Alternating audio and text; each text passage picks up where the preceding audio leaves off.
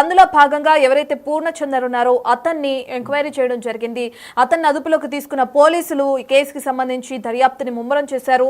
ఇప్పుడు స్వేచ్ఛ మృతికి తానే కారణం అంటూ కూడా పూర్ణచందర్ అటు పోలీసుల ముందు ఒప్పుకున్న ఘటన మనం చూస్తున్నాం.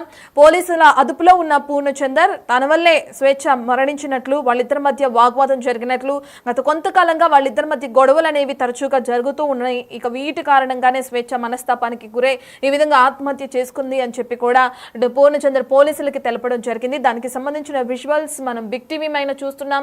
పోలీసుల విచారణలో నిజాన్ని ఒప్పుకున్నాడు ఎట్టకేలకు పూర్ణచంద్రరావు. తన కారణంగానే స్వేచ్ఛ మృతి చెందిందని చెప్తున్నాడు.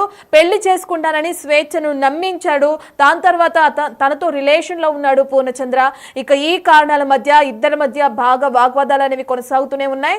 పూర్ణను బాగా నమ్మింది స్వేచ్ఛ. ఇక ఆ కారణంగానే మనస్తాపానికి గురై తను మానసికంగా ఒత్తిడికి గురై ఈ విధంగా ఆత్మహత్య చేసుకుందని చెప్పి కూడా తన తల్లిదండ్రులు నిన్న పేర్కొనడం కూడా మనం చూసాం. చివరికి ఇప్పుడు పూర్ణ కూడా అదే నిజాన్ని ఒప్పుకున్నారు. మోసం చేస్తున్నాడేమో పూర్ణ నన్ను అని తెలుసుకుని తన నుంచి దూరంగా ఉండడానికి కూడా అటు స్వేచ్ఛ ప్రయత్నించినట్లు కూడా మనకు తెలుస్తుంది. ఇక పూర్ణచంద్రరావు చేస్తున్న మోసాన్ని తట్టుకోలేక తన నుంచి దూరంగా ఉండాలనుకుని నిర్ణయం తీసుకున్న తర్వాత కూడా ఎందుకు స్వేచ్ఛ మృతి చెందింది అనేది పోలీసుల విచారణలో తెలియాల్సింది. అతనితో విడిపోదామని నిశ్చయించుకున్న స్వేచ్ఛ చనిపోవడానికి ముందు కూడా పూర్ణతో గొడవ పడినట్లు, ఇద్దరి మధ్య వాగ్వాదం జరిగినట్లు, ఇద్దరి మధ్య కొంత డిస్కషన్ జరిగినట్లు, ఇక దాంతో మనస్తాపానికి గురై మానసికంగా ఒత్తిడికి గురై ఈ విధంగా ఆత్మహత్య చేసుకుంది అని చెప్పి కూడా పోలీసులు నిర్ధారణకు వస్తున్నట్లు కూడా మనకు తెలుస్తుంది. ఒక పక్కన ఇప్పుడే పూర్ణచంద్రరావు పోలీసులు అదుపులో ఉన్నారు. మీడియా ఎంతగాని అతనితో మాట్లాడించే ప్రయత్నం చేసినా మాట్లాడే పరిస్థితుల్లో ఆయన లేరు. ప్రస్తుతం పోలీసుల అదుపులో పూర్ణచంద్రరావు ఎంక్వైరీ అనేది కొనసాగుతుంది. అసలు ఎప్పటి నుంచి వీళ్ళకి రిలేషన్ ఉంది, ఏ కారణం చేత తనతో రిలేషన్ పెట్టుకోవాల్సి వచ్చింది, ఎందుకంటే పూర్ణచంద్రకి ఇంతకు ముందే వివాహం జరిగిందని చెప్పి కూడా ఆరోపణలు తెరపైకి వస్తున్నాయి. మరి ఆ విధంగా చూస్తే స్వేచ్ఛతో ఎందుకు రిలేషన్ కంటిన్యూ చేయాల్సి వచ్చింది, ఇద్దరి మధ్య తరచు ఎందుకు గొడవలు జరుగుతున్నాయి, ఈ డీటెయిల్స్ అన్ని కూడా పోలీసులు ఎంక్వైరీలో తెలియాల్సింది మనకి. ఒకసారి పూర్ణచందర్ మాట్లాడే ప్రయత్నం చేస్తున్నారు. దాన్ని ఒకసారి మనం స్క్రీన్ పైన చూద్దాం.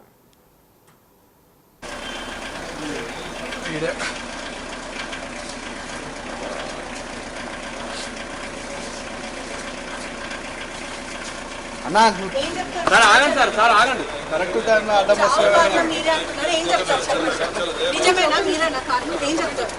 మీకు ఆపర్చునిటీ వచ్చింది చెప్పండి. మీకు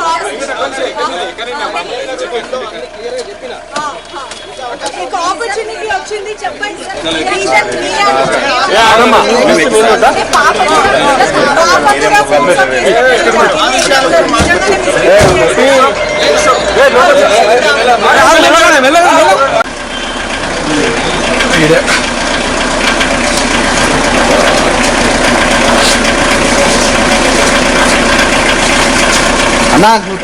సార్ ఆగండి సార్ ఆగండి. కరెక్ట్ టైం లో అడ్డం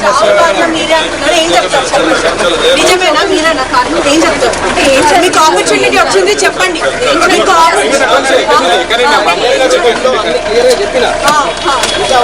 ఆపర్చునిటీ వచ్చింది చెప్పండి.